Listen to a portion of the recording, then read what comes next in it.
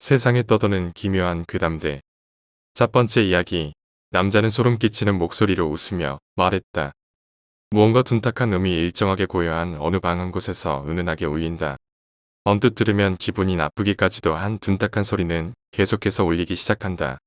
자세히 그 방을 들여다보니 무언가 특정한 것을 상징하는 듯한 옷을 착용하고 열리지 않는 창문 한쪽에 있는, 그리고 저렴하게 보급용으로 만든 듯한 특유의 쇠로 만든 침대, 그리고 큰 전신 거울이 하나 있다.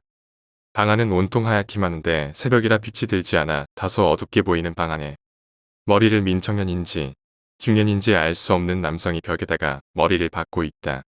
얼마나 박은 것인지는 아무도 알지 못한다. 찢어진 이마 사이로 끊임없이 나오는 새빨간 피와 차갑기만 한 시멘트 벽에 묻어있는 피로 보아 상당 시간 머리를 박은 듯해 보인다. 표정은 다소 어지러워 보이나 끊임없이 머리를 박고 있다. 이봐, 무슨 일 있어? 어디선가 들려오는 목소리의 머리를 벽에 박던 남성은 주변을 흘깃흘깃 둘러보기 시작한다. 이내 남성이 다시 말한다. 드디어 왔군. 머리를 박던 남성은 자신의 행동을 멈추고 들려온 목소리에 집중하여 마치 기다렸다는 듯이 나름 기쁜 목소리로 들려온 목소리에 대답을 하기 시작한다. 정말 오랜 시간 기다렸잖아. 그 남성의 말에서는 상당 시간 기다렸다는 것을 알 수 있는 말투였다.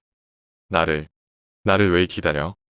어디선가 들려온 목소리는 다시 대답을 하였다. 또다시 남성은 기쁜 어조로 말을 한다. 이 방 안에서 너무 외로웠어. 너는 꼭 이쯤 돼서 불러야만 오더라. 그 남성은 마치 사랑하는 사람이라도 기다린 것 같은 말투였다. 그 남성과 어디선가 들려온 목소리는 생각보다 오랜 시간 같이 이야기를 나눈 친구와 같은 사이였던 것으로 보인다. 외로워하지 말랬잖아. 난 항상 내 곁에 있어. 그러니까 너무 기다리곤 하지 말라고. 어디선가 들려온 알 수 없는 목소리는 그 남성의 말에 계속 대답을 해주었고, 늘 곁에 있다는 알 수 없는 목소리의 남자는 이내 울먹이듯이 말했다. 넌 늘 그 말만 반복해. 내 곁에 있다면서 꼭 이쯤 돼서야 나타나잖아. 정말 널 얼마나 기다리는데 이 지독한 외로움에. 방 안이 고요해진다. 얼마나 지났을까. 그 남성은 눈물을 흘리기 시작했고 알 수 없는 목소리가 달래려는 듯이 말했다. 그래, 미안해. 나도 더 자주 찾아오고 싶어. 근데 그럴 수가 없잖아. 너도 잘 알고 있잖아. 아니야, 난 잘 몰라. 난 정말 내가 보고 싶어. 그래, 나도 내가 보고 싶어. 근데 그럴 수 없는 것도 알잖아. 얼마나 시간이 지났을까. 기나긴 새벽이 지나고 아침해가 밝아오기 시작했다. 그 남성은 울먹이던 것을 멈추고 곰곰이 이성적으로 생각해 보기 시작했다. 난 알 수 없는 목소리가 너무 보고 싶다. 근데 그럴 수가 없다. 자주 대화를 나누고 싶다. 근데 그럴 수가 없다. 그 목소리의 남자를 만지고 싶다. 근데 그것마저 그럴 수가 없다. 대체 왜지? 그 남성은 문득 자신 뒤에 있던 전신 거울을 보았다. 거기엔 마약 중독자처럼 보이는 반쯤 정신 나간 표정을 한, 그리고 혼자 중얼거리는 자신이 보이기 시작한다. 그리곤 깨닫는다. 그래. 그 알 수 없는 인물을 만질 수도 볼 수도 매일 얘기할 수 없는 것은 내가 상상의 나래를 펼쳤기 때문이야. 난 오늘도 혼자고 내일도 평생 혼자야. 갑자기 그렇게 생각하니 덜컥 겁이 나기 시작했다. 이 좁디 좁은 방 안에 자기 혼자밖에 없다니. 평생 죽을 때까지 여기 있어야 한다니. 그럴 순 없다. 인정하고 싶지 않다. 남자는 이 현실을 부정하기 위해 도피하듯 다시 머리를 벽에 박기 시작했다. 쿵쿵쿵. 이봐, 무슨 일 있어? 남자는 웃으면서 말했다. 정말 오랜 시간 기다렸잖아. 두 번째 이야기. 그 여자아이를 보는 사람은 이제는 없다. 드디어 꿈에 그리던 신막사다. 이제야 짬 좀 먹었구나 했던 쌍꺼기 지났을 무렵이었다. 아, 기다리고 기다리던 침대 생활이 다가온 것이었다. 이 기분, 이 느낌 정말 느껴보지 않는 사람은 모를 거다. 겨울은 얼어 죽고 여름엔 더워 죽으니 이곳이 지옥이 다를 바 없었던 곳이다. 건물대는 나무로 돼 있고 여기저기서 오래된 나무에 차버린 습기 냄새 때문에 2등 병대를 제외하고는 한 번도 푹 자본 경험이 없는 것 같다. 김지훈 상병님, 이제 저희도 발 뻗고 잘 날이 왔지 말입니다. 그러게나 말이다. 진짜 여기에서 마지막이다. 꼭 새 집으로 이사하는 기분이라니까. 여기가 김지훈 상병님 집이었으니까 이사하는 거 맞지 말입니다. 키키에 뭐 이놈이 새집 간다고 개념을 여기다 놓고 가려고 그러나. 우리는 그날 화기애애한 분위기에 너무나 오랜만에 푹잠을 잘 수 있을 것 같았다. 그런데 새벽 3시나 됐을까? 내 옆자리에 누워있던 후임놈이 일어나는 기척을 느끼고 나도 잠에서 깼다. 야간 근무가 있는 건지 일어나서 부스럭대는 게 좀 크게 거슬렸지만 뭐라 하기도 귀찮고 힘들게 준비하는 녀석한테 뭐라 하면 내가 너무 나쁜 놈인 것 같아 다시 잠을 청했다. 그런데 이 녀석이 어째서인지 부스럭부스럭 소리만 내고 옷을 입는지 마는지 뭘 찾고 있는 건지 근무를 준비하는 모습처럼은 보이질 않아. 이상하게 생각하며 그 녀석 쪽으로 머리를 돌렸다. 어째서 왜 내 옆에 후임 녀석이 그대로 누워있지? 몇 분간 난 숨소리마저도 조심하며 그 부시럭대는 정체를 알아내기 위해 안간힘을 써야 했다. 그곳을 보려니 너무나 무섭고 눈앞이 캄캄해져서 볼 수 없을 것만 같았다. 하지만 호기심이라는 녀석이 날 서서히 지배해 나갔다. 눈을 최대한 내리깔고 잠꼬대를 하는 것처럼 그곳으로 고개를 돌렸을 때 그곳은 이곳과는 전혀 어울리지도 않고 있어서도 안 되는 것이 있었다. 여자였다. 그것도 너무나 앳돼 보이는 여자아이였다. 머리를 양갈래로 묶은 것이 옛날에 내가 유치원생 때 보면 같은 유치원에 다니던 여자아이들이 생각날 모습이었다. 정말 두려워야 할 상황이었겠지만 난 이상하게도 두려움보다 왠지 그 아이가 너무나 불쌍해 보였다. 어디서 나왔던 용기였을까? 난 몸을 일으켜 아이에게 손을 뻗었고 아이도 기척을 느꼈던지 나에게 고개를 돌렸다. 난 그 후로 기절해버렸다. 아이의 얼굴 사람에게 응당 있어야 할 살가죽이 없었다.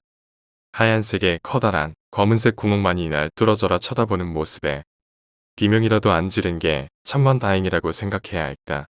다음날 이상한 모습으로 자고 있는 날 후임들이 깨웠고 난 그 자리에서 어제 있었던 내가 경험하고 느낀 모든 것을 생생히 전달하려 갖은 애를 썼다.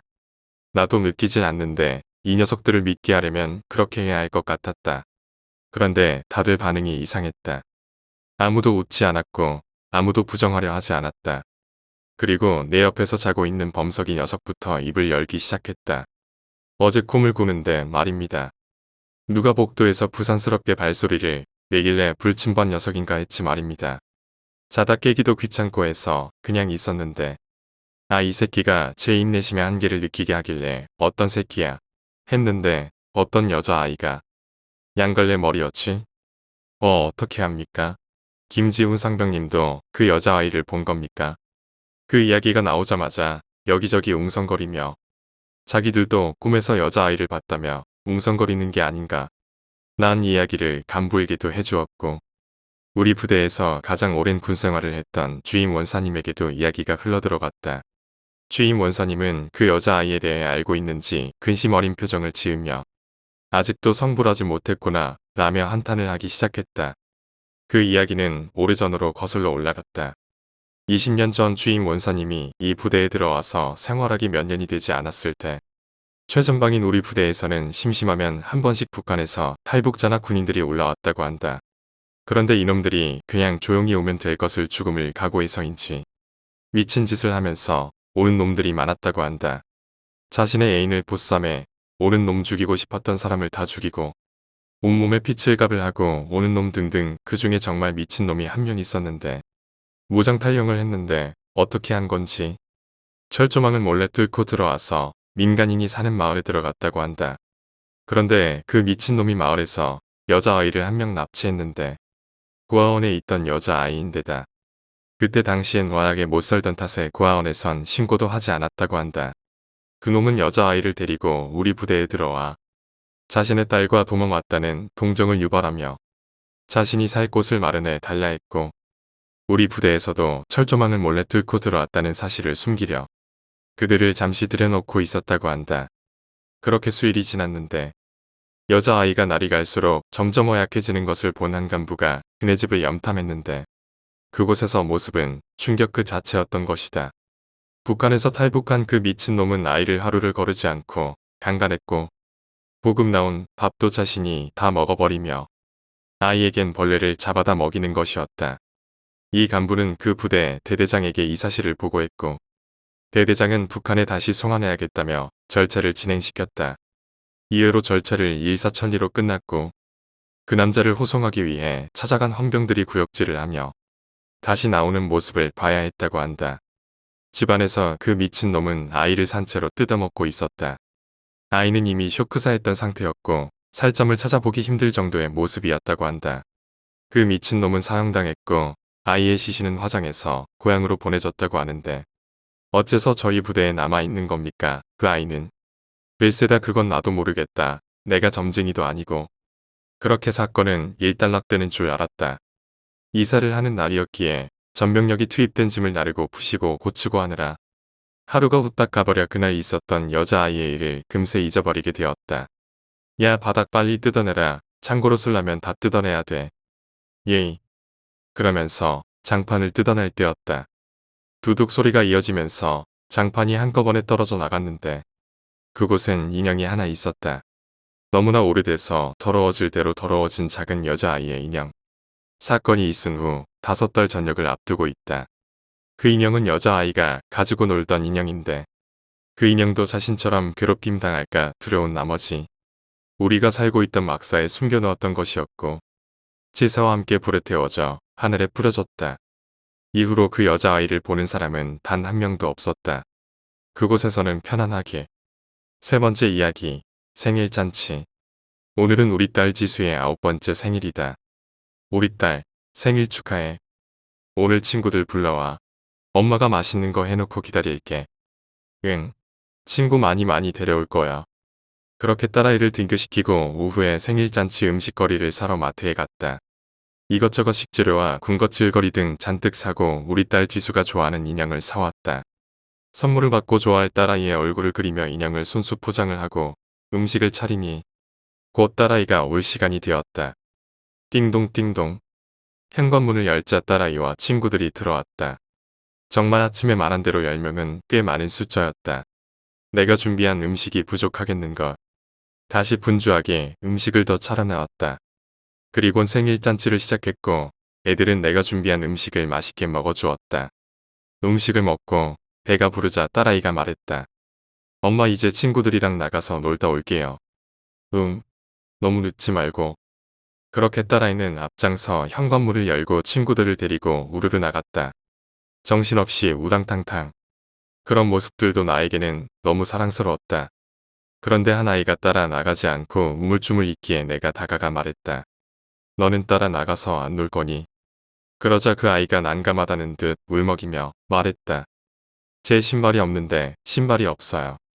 그리고 내 딸 지수는 아직까지 들어오지 않고 있다. 네 번째 이야기, 어느 바보의 이야기. 이놈의 날짜가 언제 다 가버리나 하고 하루하루를 심드렁이 보내던 군대 말년 시절. 내가 복무하던 부대로 작대기 하나 달랑 달고 군복에 다리 미줄도 안 잡힌 신병들이 전입해 들어왔다. 나는 어울리지 않지만 행정병이었다. 부대에 신병들이 들어오면 내가 제일 먼저 하는 짓은 우리 중대로 어떤 녀석이 들어오는지부터 파악하는 것이었다. 그 다음에는 너희들 특공대에 들어왔으니 이제 죽었다라고 겁주며 앉아서 이죽거리는 게 두 번째였다. 그런데 일렬로 서 있는 신병들 사이에 범상치 않은 기운을 풍기는 외모의 인물이 눈에 잡혔다. 엉거주춤한 자세, 왜소한 체구 작은 머리에 비해 무지 큰 모자를 눌러쓰고 있고 까무잡잡한 얼굴의 눈알이 사물에 초점을 못 맞추는 듯 자꾸만 미세하게 움직였다. 그리고 커다랗게 튀어나온 앞니에 다리는 흔히 말하는 오자음으로 굽은 오다리였다. 게다가 팔은 길어서 차렷 자세 한 가지조차도 제대로 된 폼이 안 나오는 엉성한 모습이었다. 팔자로 그어진 두 눈썹은 지나치게 짙었고 그 표정, 그 모습은 한순간만 본다고 해도 바보를 봤다는 느낌이 팍 들만한 그런 녀석이었다. 가끔 안경을 쓴 신병이나 몸이 약하다는 신병이 들어오면 한숨이 절로 나왔었다. 그래도 그런 경우는 처음엔 못마땅하다가도 좀 있으면 그냥 그러려니 하고 적응시키는 게 순이었다. 하지만 이 녀석은 좀 너무했다. 나는 속으로 도리지를 하고는 이내 곧 일렬로 서서 겁을 잔뜩 집어먹고 있는 신병들에게 물었다. 내가 있는 중대에서 한 식구가 될 신병의 이름을 이미 인사과에서 알아놓은 상황이었다. 와 이가 누구야? 그랬더니 이 바보 녀석이 손을 드는 것이었다. 튀어나온 이빨에 겁을 잔뜩 집어먹은 얼굴에 다 쓰러질 듯이 처진 얼굴로 팔을 천천히 드는 것이었다. 순간 좀 기가 막히고 말았다. 관등 성명도 안 튀어나오냐? 이병 Y. 그 녀석의 목소리를 듣자마자 나는 정말 깜짝 놀라고 말았다. 그건 일반인들의 목소리가 아니었다.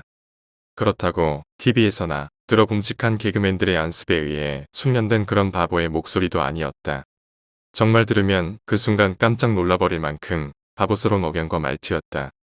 혹자는 날 보고 그래도 사람을 너무 차별하는 것이 아니냐고 할지도 모르겠다. 하지만 이걸 알아야 한다. 멍청하지만 너무나도 성실한 사람은 군대에게 있어서는 가장 최악의 인간이다. 군 생활을 하다 보면 이러한 신병 한 명이 단체 생활에 얼마나 심각한 영향을 미치는지 그거 안 당해 본 사람은 모른다. 우리 중대는 곧 출렁이기 시작했다. 이미 모두들 그 녀석이 내무반에서 엉거주춤 각 잡고 앉아있는 모습을 보고 골머리를 싸매고 있었다. 그 모습만 봐도 앞으로의 군 생활이 뻔히 보이기 때문이다. 모습만 봐도 우습기도 했지만 그 녀석이 오기만을 기다렸던 바로 윗고참이던 안희병은 얼마나 속이 상했을지 안 봐도 뻔하다. 오랫동안 기다려 비로소 막내에서 벗어나는 듯 싶더니 이게 무슨 날벼락인가 싶었을 것이다. 고단한 막내 생활을 겪은 이등병이었기 때문이다. 그리고 그 녀석은 모두의 예상을 빗나가지 않았다. 정말 할 줄 아는 게 하나도 없었다. 이름도 제대로 쓸 줄 몰랐다. 정말 못 쓰냐고 물어보면 압니다. 하고 대답하지만 덜덜 손을 떨면서 쓰질 못했다. 태권도를 가르치다가 하도 열이 받아서 다리나 찢어 놓으라고 했다가 그 비명소리에 대대장이 놀라 뛰쳐나왔다. 내일 언제 넘어질지 모를 정도로 이상한 폼으로 팔을 휘저으며 뛰어다니고 한 번은 뛰어가다가 나를 만나자 갑자기 멈추며 특공 이라고 경례를 붙이다가 자빠져서 부대원들이 파놓은 배수로에 빠지기도 했다. 놀래서 다가가서 괜찮냐고 물어보니 괜찮습니다 하면서 그 안에서 버둥버둥 나오질 못했다. 별로 넓지도 않은 부대 내에서 길을 잃기도 했다. 취사장의 심부름을 보내면 위병소로 가서 취사병의 이름을 댄 적도 있다. 우리 중대에서는 그저 잔심부름이나 시킬 요령으로 그 녀석을 데리고 있었지만 그 녀석은 심부름조차도 제대로 못했고 그렇다고 결코 혼자 놔둘 수도 없는 녀석이었다. 그 녀석은 금세 요주의 인물이 되어버렸다. 어떻게 군대를 올 수 있었는지 의심스러웠다. 그 녀석의 바로 윗고참인 일병을 눈앞에 둔 안희병은 나름대로 무지 속상했나 보다. 쫄 떼고 들어오면 정말 잘해주고 싶었단다. 속상하겠지. 나는 말년병장이라 별 상관이 없었지만 한 번은 우연히 그 녀석이 옷을 갈아입는 걸 본 적이 있다. 깡말은 몸에 매우 엉성한 골격이었다. 갈비뼈가 빨래판처럼 보였고 거기에 배가 볼록 튀어나와 있고 거기에 배꼽이 톡 튀어나와 있었다. 지나가다가 그걸 보고 장난기가 심한 내가 손가락을 배꼽 부근으로 가져가며 야, 이게 배꼽이야? 했었더랬다. 보통은 그 장난에 움츠리며 해죽 웃기 마련이다. 그런데 이 녀석은 배꼽을 퉁겨도 가만히 차렷자세를 한 채 그걸 보고 있는 거다. 얼굴을 보니 고개를 숙인 채로 눈물이 그렁그렁했다. 아무 생각 없이 장난을 친 나는 후회하고 말았다. 그리고 그 다음부터는 그 녀석에게 그런 장난은 치질 않았다. 그 녀석은 얼마 후 간부회의를 통해 군 정신병원으로 보내졌다. 그리고 얼마 후 군복 차림의 누군가가 그 녀석의 면회를 왔다. 모 부대의 상사였다. 그 녀석의 작은 아버지라고 했다. 그 녀석은 부모님이 안 계시다고 한 것 같다. 그 작은 아버지라는 분은 예전엔 그렇지 않았는데 아마도 어머니가 돌아가신 후부터 그렇게 된 것이 아닐까라는 말을 남기고 돌아갔다. 들은 이야기로는 그리 왕래가 잦은 친척 관계가 아니었던 같다는 말이었다. 그 녀석이 그렇게 정신병원으로 보내어진 지 1개월쯤 되었을 때 나는 제대를 얼마 안 남기고 있었다. 그리고 또 얼마 후 부대원들이 조금씩 그 녀석을 잊어버리고 살고 있을 즈음 그리고 그 녀석은 퇴원해서 다시 부대로 복귀했다. 조금 나아졌을까 하는 생각을 해보긴 했지만 군정신병원은 치료와는 별 상관이 없다는 걸 아는 터였다. 쓸데없는 생각이었다. 특공. 이 녀석의 경례 소리는 여전했다. 그래도 오래간만인지라 내가 어깨를 툭 치며 말을 건넸다. 잘 지냈냐? 아픈 데는 없고? 네, 그렇습니다. 저희는 정신병동이라서 말입니다. 아픈 데는 없습니다.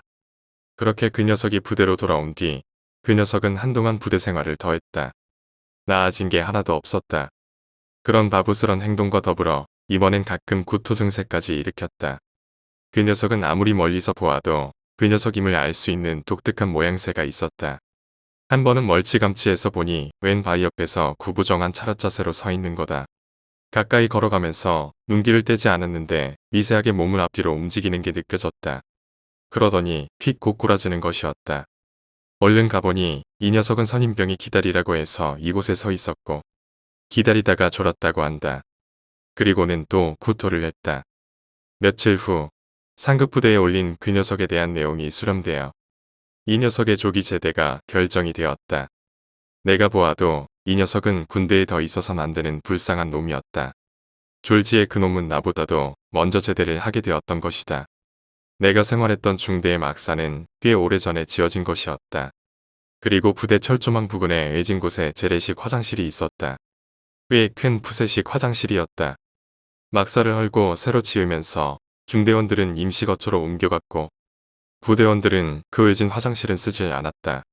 그러다 보니 밤엔 백열등이 하나 있긴 있었는데 그마저도 없어졌다.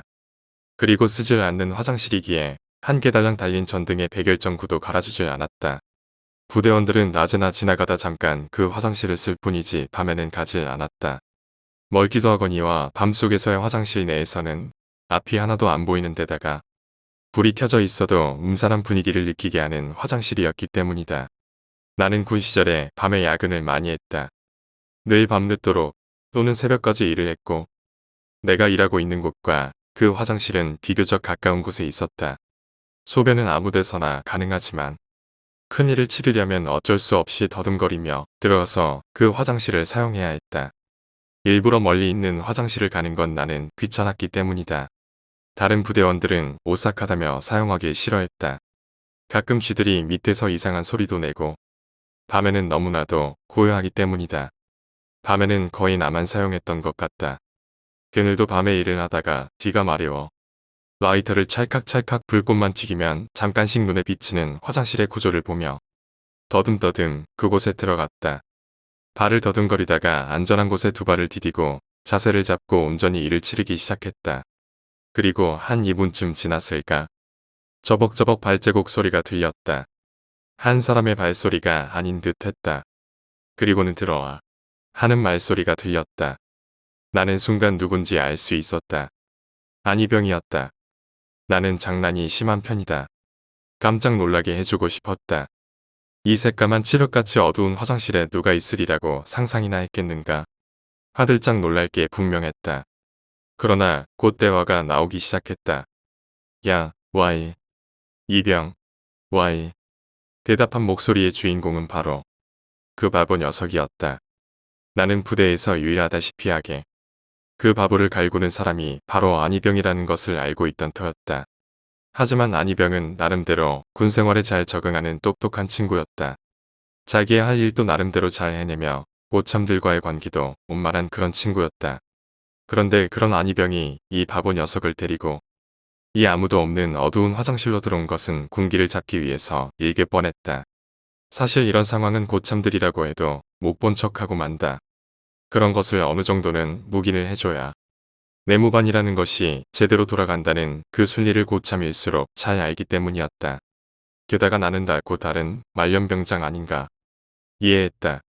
안희병이 말을 이었다. 내가 며칠 있으면 제대한다는 것도 알아. 그래도 지킬 건 지키는 거야 알아. 네. 앞이 보이지도 않는 어두운 화장실에서 그런 목소리들만 울렸다.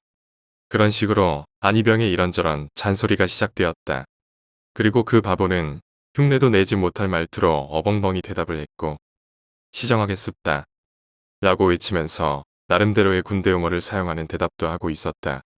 이런 것도 했다. 차렷, 열중 쉬어, 차렷 열차, 열차. 그 녀석이 어떤 모습일지 눈에 선했다. 그 어정쩡한 모습, 열중 쉬어와 차렷을 바삐 번가르며 발이 바닥에 흙을 끄는 소리가 바삐 들렸다. 어둡고 냄새나는 곳에서 별짓 다 한다 싶었다.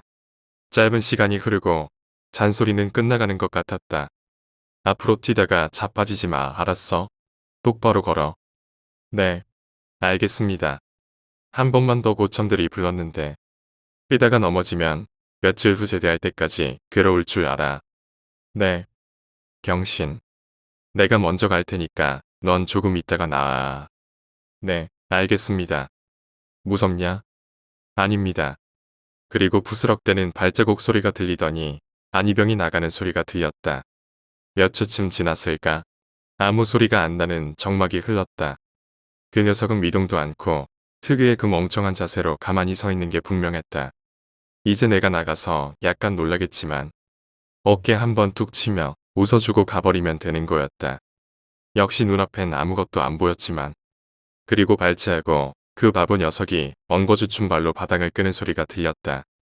그리고는 그 바보 녀석과 나밖에 없는 그 칠흑 같은 어둠 속에서 나지막한 한마디가 흘러나왔다. 시발 좆다 구멍. 순간 나는 몸이 경직되었다. 나는 안이병이 나가는 소린 분명히 들었다. 그리고 이건 다른 사람의 목소리였다. 갑자기 등줄기를 타고 소름이 주르르 끼쳐졌다. 이 목소리는 누구란 말인가? 이번엔 낮은 한숨 소리가 들렸다. 그리고는 나무 문 닫는 소리가 나면서 그 녀석이 나가는 소리가 들렸다.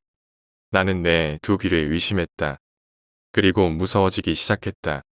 암흑 같은 화장실에서 미동도 않고 떨고 있다가 발자국 소리가 멀어지는 걸 듣고는 조심스레 밖으로 나왔다. 짧은 순간 마치 이놈이 숨어 있다가 나를 덮칠 것만 같았다. 며칠 후 그 녀석은 제대를 했다.